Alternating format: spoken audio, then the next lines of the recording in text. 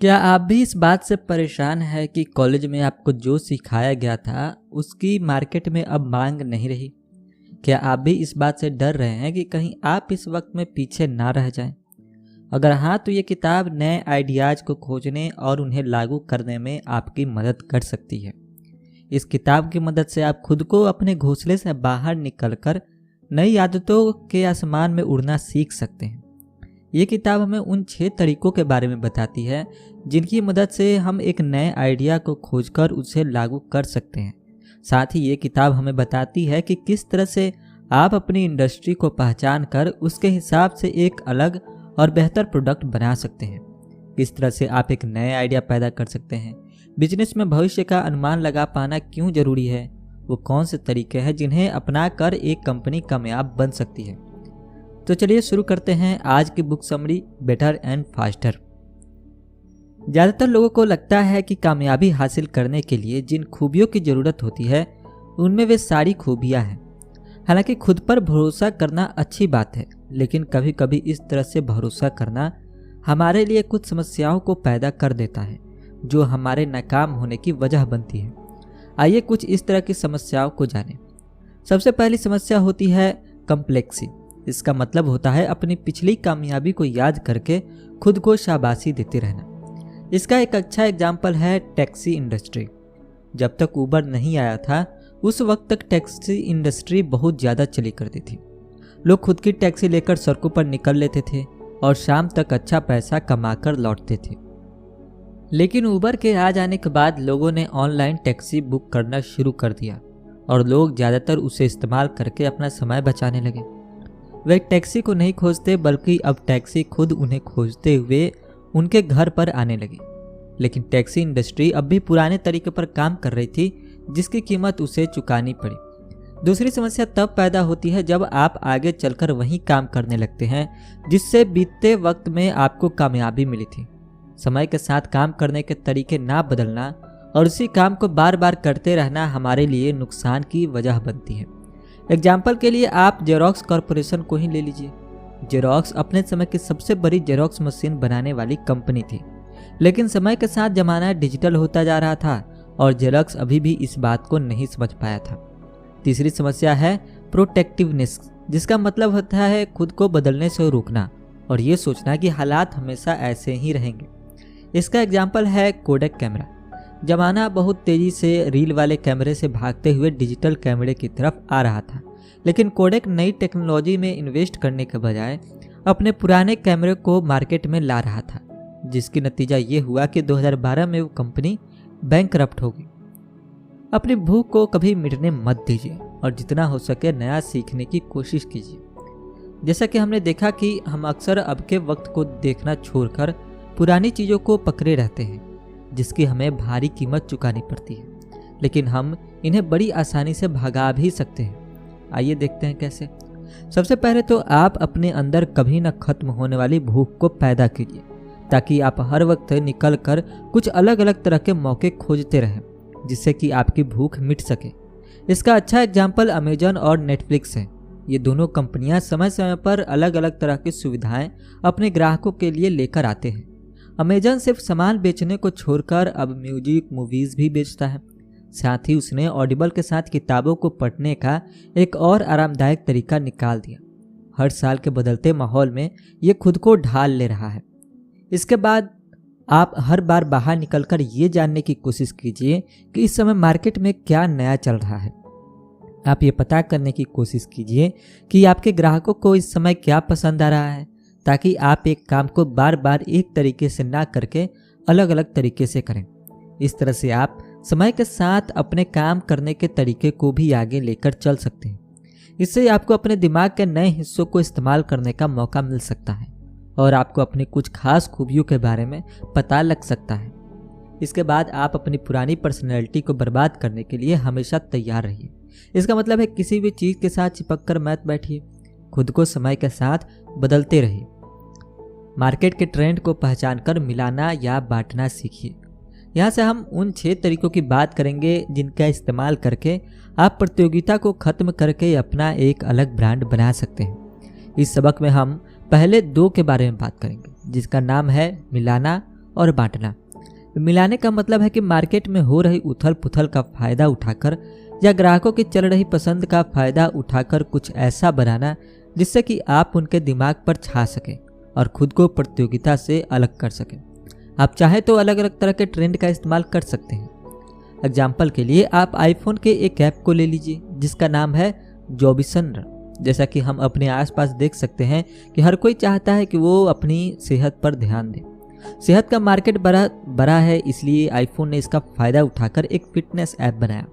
साथ ही लोगों को जॉम्बीज बहुत पसंद होते हैं। अब चाहे वो कोई गेम हो या मूवी, इन दोनों ट्रेंड को उसने जीपीएस से मिलाया और एक जॉगिंग ऐप बना दिया जो कि ग्राहकों को बहुत पसंद आ रहा है। इसके बाद आप बांटना सीखिए। इसका मतलब होता है कि आप कुछ ऐसा अलग कर दीजिए जिससे कि आप भीड़ से अलग हो जाएं। आप चाहे तो एक ऐसी सुविधा दे सकते हैं जिसकी नकल कर पाना लगभग नामुमकिन हो, या फिर एक ऐसी चीज़ अपने ग्राहकों को दे सकते हैं जिसे इस्तेमाल करते वक्त उन्हें लगे कि वे सबसे अलग रह रहे हैं। एग्जाम्पल के लिए आप गूगल को ले लीजिए जिसका सर्च एल्गोरिदम इतना ज़्यादा अच्छा है कि उसकी नकल कोई नहीं कर पाता। इसके लिए आपको सबसे पहले अपनी सबसे बड़ी कमजोरी को पहचान कर उसे अपनी सबसे बड़ी ताकत में बदलना होगा। आपको ये देखना होगा कि आप अपने ग्राहकों को ऐसा क्या दे सकते हैं जिससे या तो उनकी ज़िंदगी बहुत ज़्यादा आसान हो जाए या फिर वे आपके प्रोडक्ट को इस्तेमाल करते वक्त ये महसूस करें कि वे सबसे अलग लग रहे हैं। खुद को प्रतियोगिता से अलग करने के लिए साइक्लिक और रीडायरेक्शन का इस्तेमाल कीजिए। खुद को प्रतियोगिता से अलग करने के लिए साइक्लिकलिटी और रीडायरेक्शन का इस्तेमाल कीजिए। इस सबक में हम उन तरीकों की बात करेंगे जो भविष्य का अनुमान लगाकर काम करने में हमारी मदद करते हैं। ये दो तरीके हैं, साइक्लिकलिटी और रीडायरेक्शन। इन तरीकों की मदद से हम इस समय चल रहे ट्रेंड या मार्केट की हालत को देखकर ये पता लगाते हैं कि भविष्य में इसके हिसाब से क्या हालात हो सकते हैं। एक बार हमें ये पता लग जाए तो हम भविष्य जानकर उसके लिए खुद को तैयार कर सकते हैं। सबसे पहले हम साइक्लिकलिटी की बात करते हैं। आपने शायद ये सुना हो कि इतिहास खुद को दोहराता है।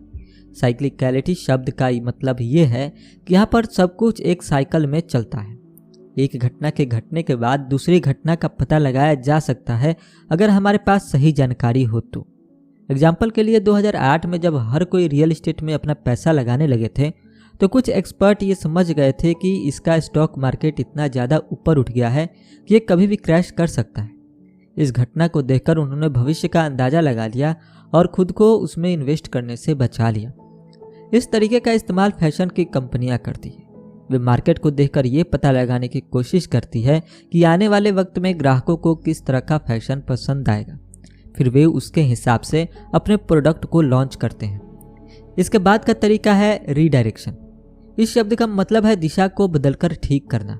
यहाँ पर इस शब्द का मतलब है कि वो चीज़ें जो इस समय ग्राहकों को पसंद नहीं आ रही है उन्हें किसी और तरह से पेश करके उनके सामने लाना कि वे उसे पसंद करने लगे। इसमें हम कुछ इस तरह से काम करते हैं कि हम एक नेगेटिव चीज़ को अच्छा बनाकर लोगों के सामने लाएं। इसके लिए आपको मार्केटिंग की अच्छी जानकारी होनी चाहिए। आपको पता होना चाहिए कि लोग असल में क्या चाहते हैं और आप अपने प्रोडक्ट में किस तरह का सुधार करके उसे ग्राहकों की नज़र में अच्छा बना सकते हैं। अपने प्रोडक्ट्स को कम करके आप तेज़ी से आगे बढ़ सकते हैं। ज़्यादा का मतलब हमेशा अच्छा नहीं होता। अगर आपके पास ज़्यादा प्रोडक्ट्स होंगे तो आप अपना ध्यान किसी एक पर अच्छे से नहीं दे पाएंगे। इसलिए सबसे पहले अपने मार्केट को पहचानिए और उसके हिसाब से एक प्रोडक्ट को चुनिए। आप ये देखिए कि ग्राहकों को कौन सा प्रोडक्ट ज़्यादा पसंद आ रहा है और क्यों। सबसे पहले एक छोटे मार्केट में अपने उस खास प्रोडक्ट को लोगों तक पहुंचाइए और देखिए कि क्या उन्हें वह पसंद आता है। फिर आप धीरे धीरे अपने मार्केट को बढ़ा सकते हैं।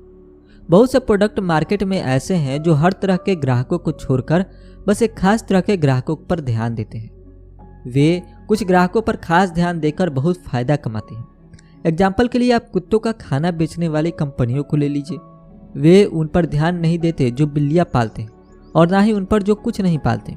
उनका खास ध्यान सिर्फ उन लोगों पर होता है जो कुत्ते पालते हैं। इसके बाद आता है रफ्तार को बढ़ाना। इसमें आप अपने प्रोडक्ट की कुछ खास खूबियों को पहचान कर उनके बारे में अपने ग्राहकों को बताते हैं। इसमें आप अपने ग्राहकों को ये बताने की कोशिश करते हैं कि आपका प्रोडक्ट बाकी की कंपनियों के प्रोडक्ट से क्यों अच्छा है और लोगों को आपका प्रोडक्ट क्यों इस्तेमाल करना चाहिए। इस तरह से आप उनका ध्यान खींचकर उनका भरोसा जीतकर बहुत तेजी से आगे बढ़ सकते हैं। अपनी इंडस्ट्री को पहचान कर अपना ध्यान उस पर लगाइए। एक बार आप उन 6 तरीकों को समझ जाएं तो आप किसी भी मार्केट में अपना एक खास प्रोडक्ट लॉन्च करके उसे कामयाब होता हुआ देख सकते हैं। लेकिन उसके लिए सबसे पहले आपको एक आइडिया चाहिए होगा और साथ ही उन आइडिया को आइडिया से हकीकत में लाने का तरीका भी चाहिए होगा। जब आप एक नया आइडिया खोजने के लिए निकलें तो आप जितनी ज़्यादा रिसर्च करें उतना ज़्यादा अच्छा होगा। आप सिर्फ अपने आसपास की चीज़ों को ना देखकर ये देखिए कि किस तरह से आप एक बेहतर आइडिया बना सकते हैं। आप चाहे तो 2 या 2 से ज़्यादा आइडियाज़ को मिला सकते हैं। आप चाहे किसी भी तरह का प्रोडक्ट बेचिए, आपको भविष्य का अनुमान लगाना आना चाहिए।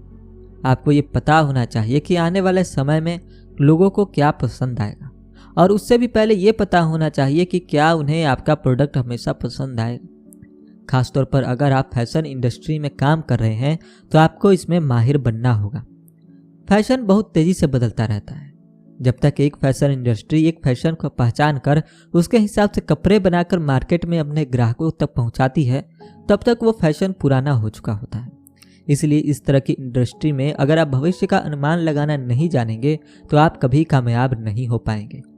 कपड़े बनाने वाली एक कंपनी जारा सिर्फ 14 दिन के अंदर एक नए फैशन को पहचान कर उसके हिसाब से कपड़े बनाकर मार्केट में ले आती है और इस तरह से वो कामयाब है। आने वाले समय में 3D प्रिंटिंग से कपड़े बनाना शुरू हो सकता है। इसका मतलब ये है कि जो कंपनियां अभी से इस टेक्नोलॉजी को अपनाने की कोशिश करेंगी वे भविष्य में कामयाब होगी। तो कुल मिलाकर इस बदलते वक्त में किसी भी एक चीज़ या एक आदत से चिपके रहना बहुत नुकसानदायक हो सकता है। खुद को हमेशा नए आइडियाज़ और नई आदतों को अपनाने के लिए तैयार रखिए और कभी भी अपने पुराने व्यक्तित्व को ख़त्म करने में हिचकिचाइए मत। मार्केट में घूम घूम कर अपने ग्राहकों में चल रहे ट्रेंड को पहचानने की कोशिश कीजिए। इस वक्त के हालात को देखकर भविष्य के लिए खुद को तैयार कर लीजिए ताकि आप प्रतियोगिता से बाहर रह सकें। साइक्लिक किसी नए मौके को खोजने का एक बहुत अच्छा तरीका साबित हो सकता है। दिए गए 4 तरीकों का इस्तेमाल करके आप इसका फ़ायदा उठा सकते हैं। उन चीज़ों पर ध्यान दीजिए जो खुद को दोहरा सकती है ताकि आपको एक नया मौका मिल सके। तुरंत काम कीजिए क्योंकि नए मौके हमेशा नए नहीं रहेंगे। ये पता करने की कोशिश कीजिए कि आगे क्या हो सकता है ताकि आप प्रतियोगिता से आगे रह सकें। दूर तक देखने की कोशिश कीजिए, वहाँ तक मत देखिए जहाँ तक सब लोग देख रहे हैं, बल्कि वो देखने की कोशिश कीजिए जो वे नहीं देख पा रहे हैं। तो यहीं पे ये बुक समरी ख़त्म होती है। उम्मीद करते हैं कि ये समरी आपको पसंद आई होगी। इस समरी में वो कौन सा पॉइंट था जिसने आपको सबसे ज़्यादा इंस्पायर किया, या वो कौन से फैक्टर हैं जिस पर आप ध्यान देने वाले हैं, आप उन्हें कमेंट सेक्शन में ज़रूर लिखिएगा। बहुत जल्द एक नई बुक समरी के साथ फिर होगी आपसे मुलाकात। तब तक रखिए अपना बेहतर ख्याल। सुनते रहिए समरी फॉर यू। जय हिंद, जय भारत।